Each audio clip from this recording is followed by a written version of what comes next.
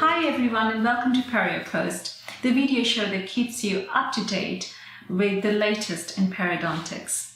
Teeth with furcation involvement have always been very challenging to treat. We often treat them using regenerative therapy or resective therapy, but what should we do in today's age of dental implants? Do we still need to treat them? Is it really worth it to treat these particular teeth with furcation involvement if we have option of dental implants? So it's Monday morning and a case has just walked into our room. The patient complains of bleeding on brushing and dull ache in some back teeth. When we actually examine, we find out that there are multiple teeth with furcation involvement. Now, at that point, we need to ask ourselves, do we need to get rid of these teeth and solve the problem forever by placing dental implants? Well, in my opinion, it's a very simplistic way of looking at a very, very complicated issue. And sometimes it's important to actually step back and look at the case in a way that can actually help the patient in long term. There are two basic modalities of treating teeth with furcation involvement: regenerative technique or a resective technique. The survival rate of periodontally compromised teeth following regenerative treatment has been looked in many different studies. The 10-year studies have clearly indicated that there is a very high survival rate of these particular teeth.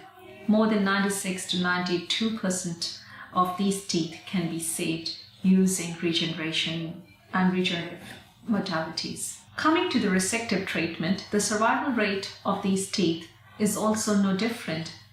More than 92 to 93% of the teeth were saved after root resection for up to 10 years. In a recent study done by Jonathan and his co-workers in 2013, the prevalence and alterations of furcation involvement were seen and investigated 13 to 16 years after the periodontal treatment was given to them.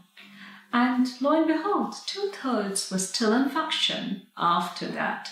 So it's quite evident from this study that teeth and molars with furcation involvement might actually survive long after the periodontal treatment with the help of regular supportive periodontal care. So how do survival rates of furcation involved teeth compare against that of the survival rates of dental implants? A systematic review published in 2009 showed that the therapeutic approaches for the conservation of teeth presenting furcation defects were associated with very high survival rate ranges. Now, this included open flap debridement, tunneling, root amputation, hemisection, and regeneration. And they found out that teeth which were treated with regenerative approach, such as guided tissue regeneration, were the highest one with a survival rate ranging from 83.3% to 100% after 5 to 12 years of treatment. Now, these survival rates do not differ much from implant survival rates in periodontal patients for the same time periods, as seen in studies by Rocuzzo in 2014. So, the survival rates are very similar in both the modalities, but what about the cost? Is it cost effective to keep a furcation involved tooth for a long time? Well, a study in 2014 looked into just that. They looked into the retaining or replacing molars with furcation involvement, and they looked at the cost effectiveness of different strategies. And they found out that despite requiring retreatment later than other strategies, the implant supported crowns were the most costly therapy. In a recent systematic review and meta-analysis which was published by Nepalese group in 2016, tooth loss in molars with or without furcation involvement was investigated. A total of 21 studies were included.